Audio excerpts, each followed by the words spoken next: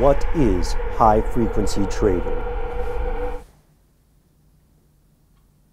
Leave them on or take them? When do we do that? You just put it back on. Just put it back. The thing. Okay. Now look serious. You can turn back now, or learn the stuff they don't want you to know. Welcome back to the show. Thank you for tuning in. As always, you got Matt behind the camera. I'm Ben. Agent Scully, remember her, is somewhere off in the darkness, which makes this stuff they don't want you to know. Now, we've all heard the statement that time is money, but in some cases, that is literally true. In markets around the world, timing is everything, and the smallest fraction of a second can equal millions gained or millions lost. Now, last week, Matt and I looked at an immensely important question. Could someone orchestrate a stock market boom or a stock market bust? And in the comments, you guys overwhelmingly said, yes, of course. But there was one thing we left out of that series last week, and this week, we're partnering with All-Time Conspiracies to take a closer look at it. Could robots run the stock market?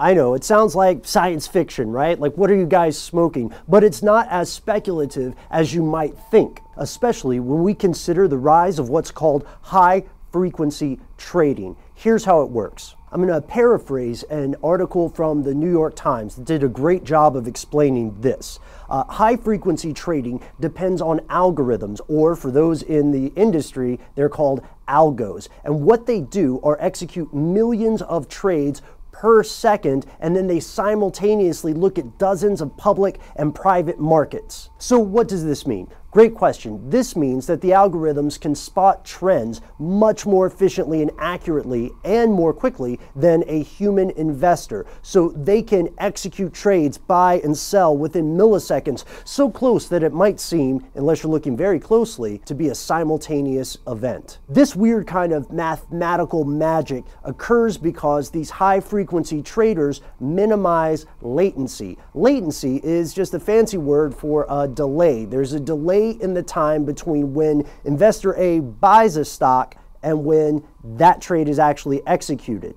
And then again, within this chasm, that's maybe not even a full second, millions of trades can occur. This means that if you are a regular, old school, unfortunately biological day trader or something, you are on the losing end of what's called information asymmetry. So the Times had this great report a while back about how these high-frequency traders can actually peak at a stock about 0.3 seconds before your average investor. So about 0.3 seconds, again, before a trade is executed, they can swoop in and buy this thing milliseconds beforehand, and that changes the value. So for a rough analogy, if you've ever been trying to buy something online and you are bidding for tickets, or you're on eBay or something, and you enter a price, but then the next thing you know, the price that you had agreed to pay is totally irrelevant, and the price of the thing has changed.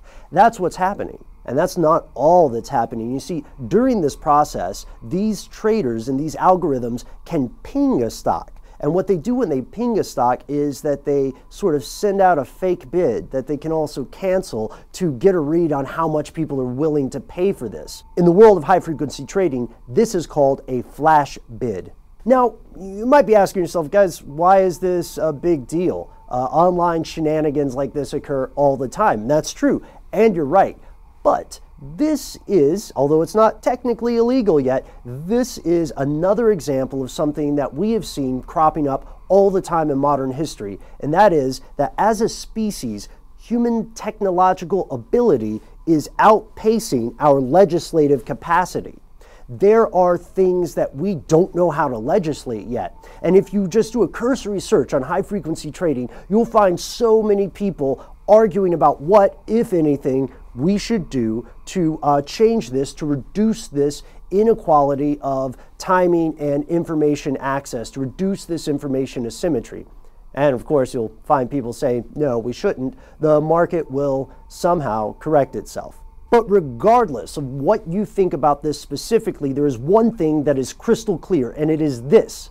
The role of human beings in the stock market, in securities, in commodities, it has profoundly changed and likely will never be the same again.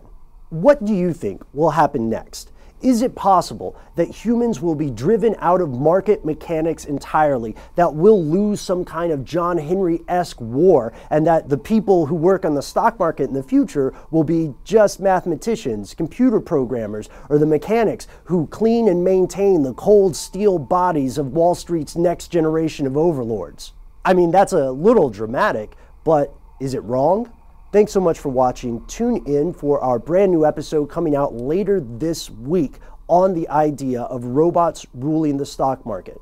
We'd like to give a big shout out to our friends at All Time Conspiracies, and we'd also like to hear from you. So let us know what you think about the future of humans and the future of robots in the stock market. Is this good for the world's economy? Is this bad? Is this like a Skynet situation that's coalescing? And if you don't want to find us on Facebook or Twitter, that's fine. We get it. You can always send us an email directly. We are conspiracy@howstuffworks.com.